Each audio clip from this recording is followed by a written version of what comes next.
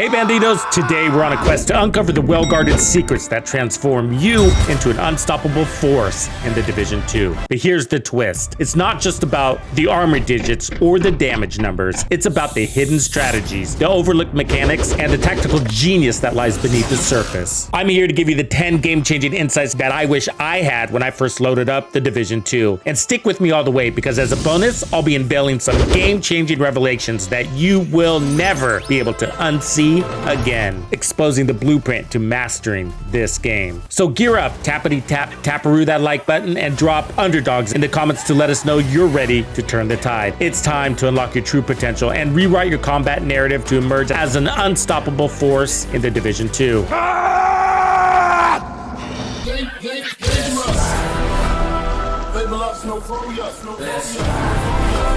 Ain't too many kids bang with us. Situational, fight one. What's gonna do? Why go run? If you had 2 million in armor, would you feel powerful in The Division 2?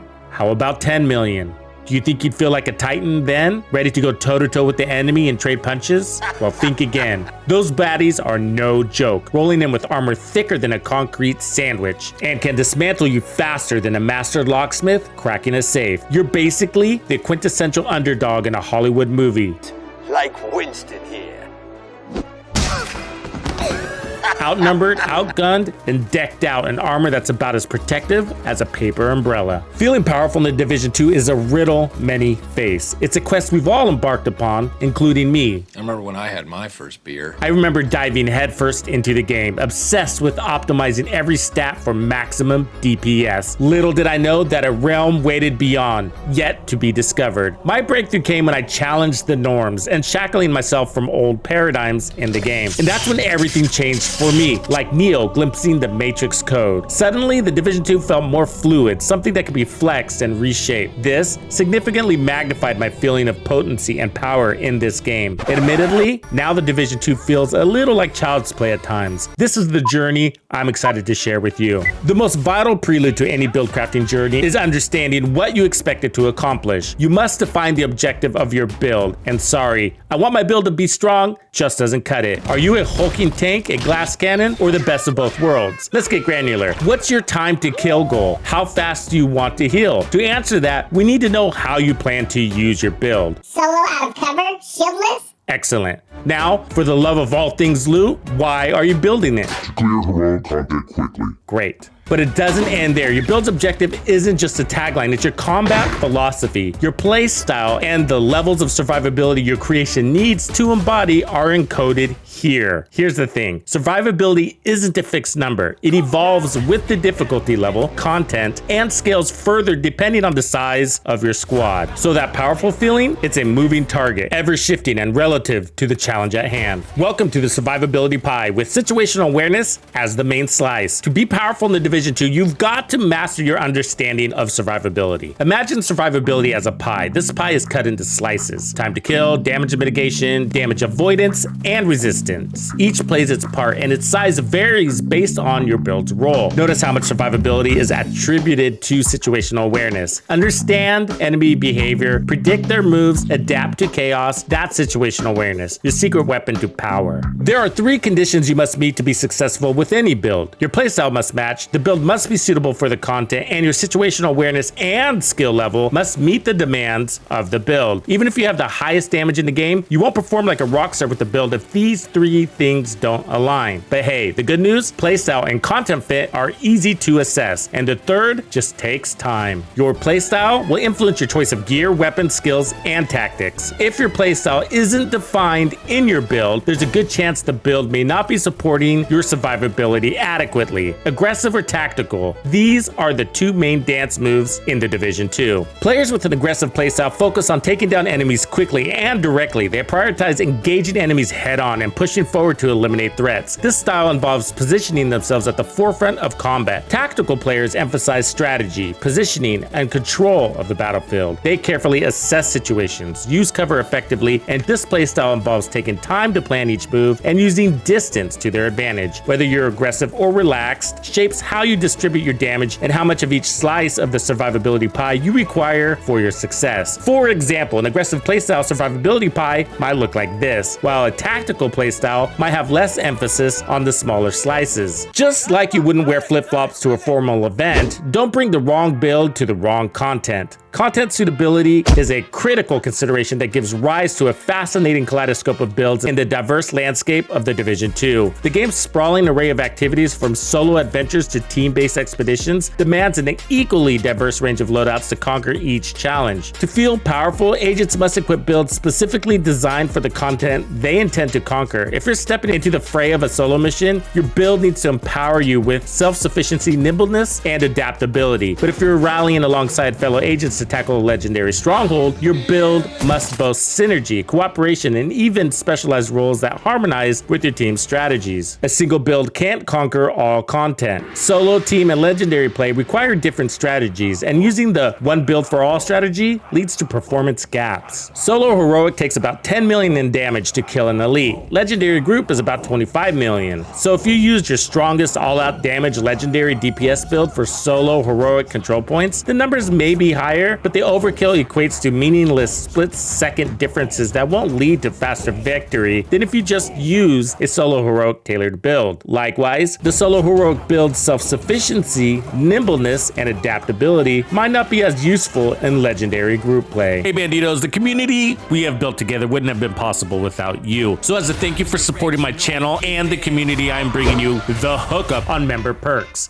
including even more Division 2 content and the celebrated gaming music playlists. If you're not part of TUX'S Players Club, now is your chance. Tailor your build to the situation, flexing your muscles where they matter most. Here you can save your favorite solo and team play builds for various situations to be adaptable for the content and task at hand. But here's the twist. The very essence of this lies within each of your build's objective statements. It's a pledge that outlines not just what you want your build to achieve, but where you'll deploy it. This way, you're forging a covenant with your own gameplay experience. It's like choosing the perfect tool for a specific job, ensuring you're not just ready, but thoroughly equipped to tackle the challenges in the specific arenas you choose to conquer. Situational awareness is your secret sauce. It's like playing chess, adapting on the fly with sharp, informed decisions. Now, you might be wondering, how does this tie into feeling powerful? Let's connect the dots. The game's world is populated by various enemy types, each with distinct behavior, damage capabilities, and health levels. Understanding these nuances enables you to assess your build's effectiveness against different foes and prioritize your targets wisely. Being attuned to how enemies respond and move lets you anticipate their actions. This awareness allows you to seize opportunities, like sneaking around for a strategic flank while they're distracted. Predicting enemy maneuvers based on their behavior and the evolving scenario empowers you to strike first, enabling you to deal damage before they even have a chance to respond. Flexibility is key in the heat of battle. Adjusting your strategies on the fly positions you to capitalize on opportunities to deliver uninterrupted, devastating damage, taking down entire waves before they even have a chance to react. I don't like this shit. Imagine I just put out a fresh build video on YouTube. You see me on a warpath, slaughtering everything in sight, making it look so easy. You go back to the lab and assemble the build piece by piece, dotting all the I's and crossing all the T's. Your build is perfect, and so you head into combat.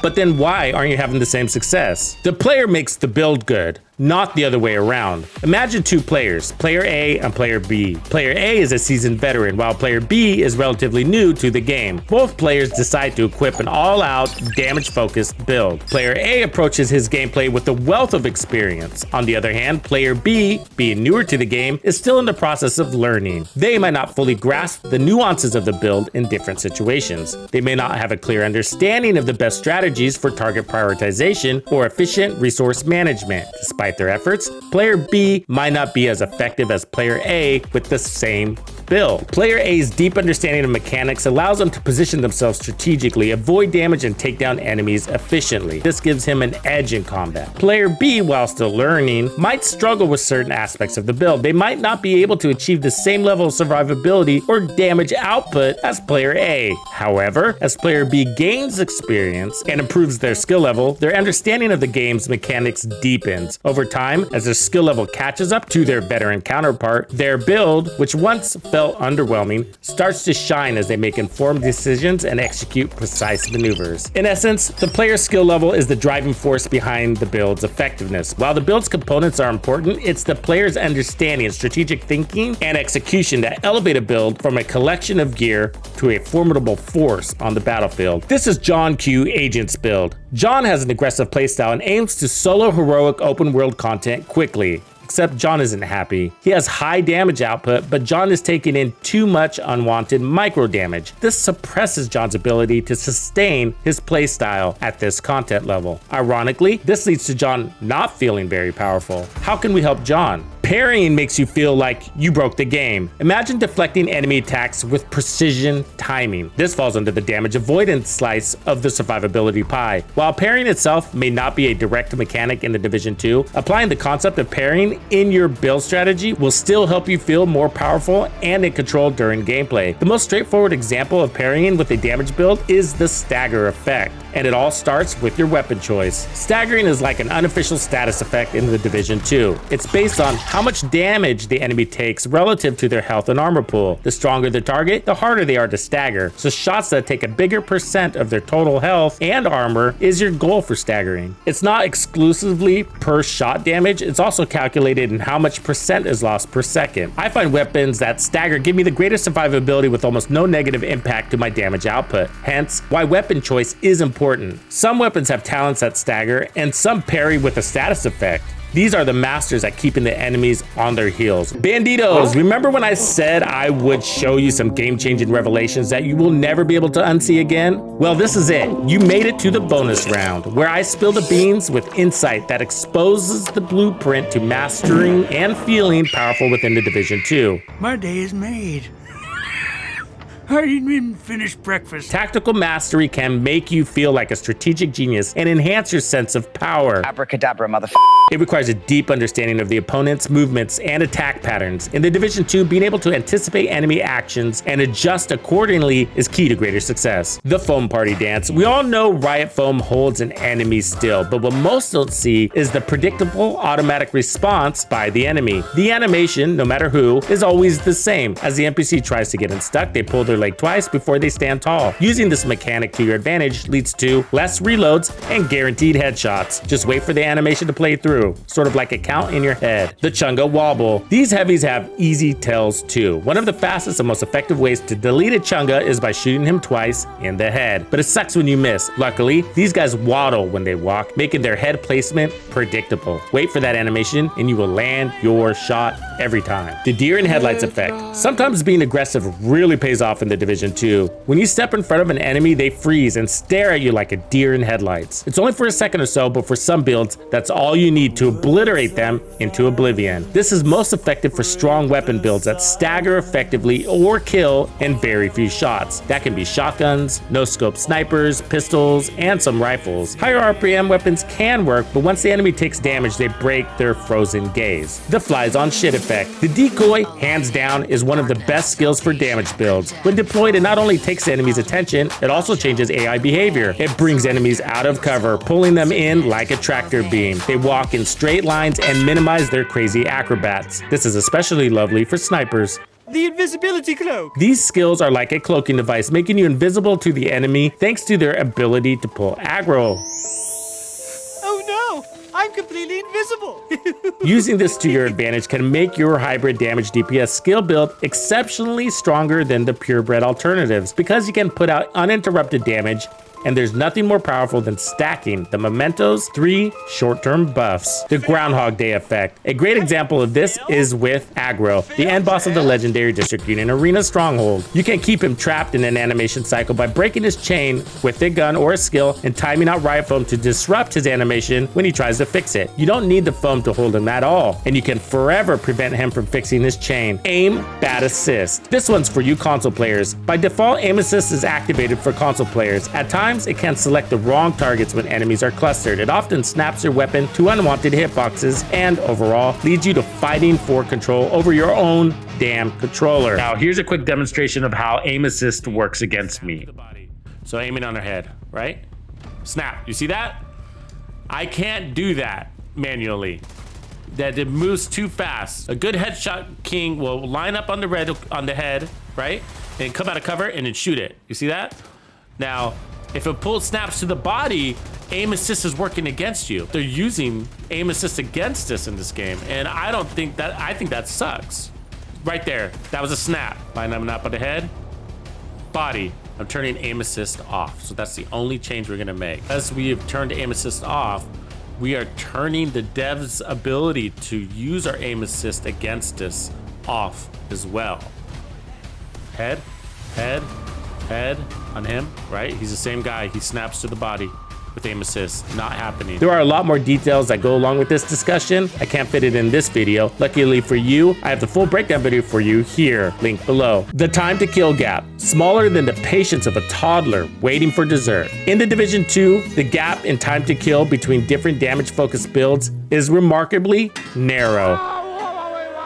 The fraction of a second is less than distinguishable by the naked eye in actual combat, and not what actually separates these builds in terms of their effectiveness in dispatching foes. It's really just a player. Player's skill will override the difference in damage between any two builds. This balance is a result of careful consideration by the game designers, who have finely tuned the damage dynamics to ensure no single build drastically overshadows others. Faster than fast time to kill. This concept addresses the optimal duration required for your build to defeat an enemy possessing a specific health pool. Consider a scenario where the optimal time to eliminate a heroic elite enemy with 10 million hit points is estimated to be around 1 second. Now, when you assess various damage-oriented builds in relation to this enemy, you might find that even though one build exhibits a faster kill rate, which is beyond the scope of human perception, the resulting time difference is practically negligible. This minor time gap doesn't contribute significantly to your ability to withstand attacks or expedite content clearing. Well, this is interesting.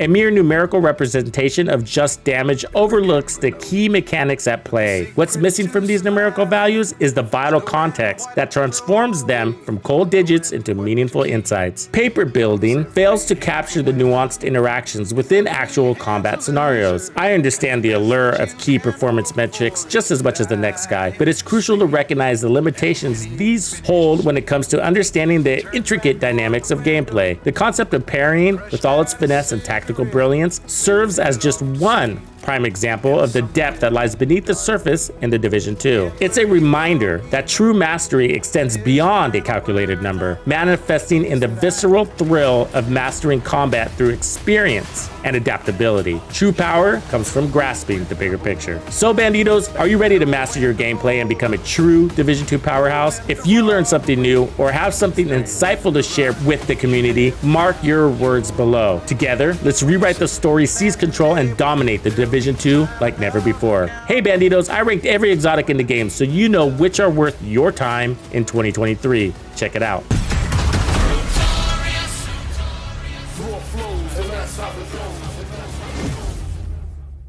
Follow me. You're still here? It's over. Go home. Go.